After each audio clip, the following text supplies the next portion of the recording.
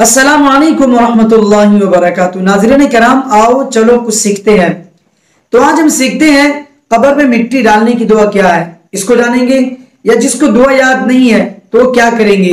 और दूसरी बात ये सीखते हैं कि कब्र में जो मिट्टी डालना वो हर एक के लिए डालना जरूरी है या नहीं है। क्या ये कब्र में मिट्टी डालना जरूरी है या क्या है, नहीं है, डालनी चाहिए नहीं डालनी चाहिए, क्या है। आप हमारे साथ जुड़े रहे, इंशाल्लाह मैं सारी बातें बताने की आपको जरूर कोशिश करता हूं। तो सबसे पहली बात कि मिट्टी हमें कब्र में डालनी चाहिए या नहीं डालनी चाहिए।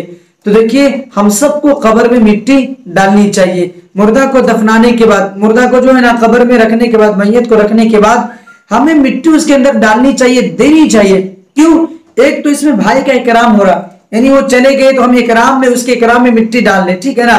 उसके इकराम हो रहा है, एक तरीके से उनकी हम खिदमत कर रहे, गोया कि उसको ढांक रहे, उसकी हिफाजत के वास्ते। दूसरा ये कि जो हम मिट्टी डाल रहे हैं तो एक पैगाम ये होता है कि ये मिट्टी हमें ये एहसास दिलाती है कि एक दिन आपको भी कोई ऐसी डालेंगे, ठीक है ना।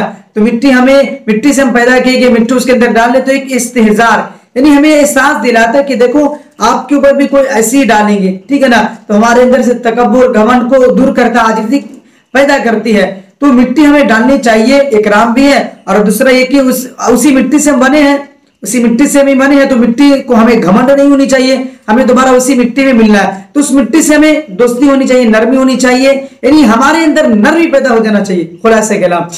और उसके बाद जब हम कब्र में मिट्टी डाल रहे हैं तो डालते वक्त एक दुआ पढ़नी चाहिए, ठीक है ना। जैसे अल्लाह ताला ने कुरान में फरमाया है, मिन्हा खलकनाकुम व फीहा नुईदुकुम व मिन्हा नुखरिजुकुम तारतन उखरा।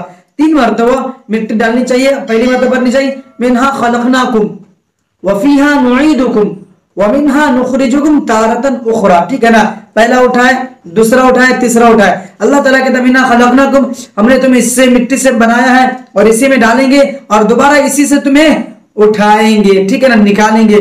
तो ये सारी चीजें हैं, तो हमें और आपको ये सारी चीजें करनी चाहिए, ठीक है ना, करनी चाहिए कि दुआ भी पढ़नी चाहिए, साथ साथ मिट्टी में वहां कब्रिस्तान में जानी भी चाहिए, उनके साथ आखिरी वक्त तक हाजिर रहनी चाहिए और मिट्टी भी डालनी चाहिए। इसमें इकराम भी है और अपने आप को एहसास भी दिलाता है, नरमी दिलाती है। और दूसरी बात यह कि हमें, सबसे अच्छी बात यह कि हमें तकब्बुर, घमंड से बचाती है, ठीक है ना। तो इंशाल्लाह उम्मीद है कि जरूर कुछ ना कुछ सीखे होंगे।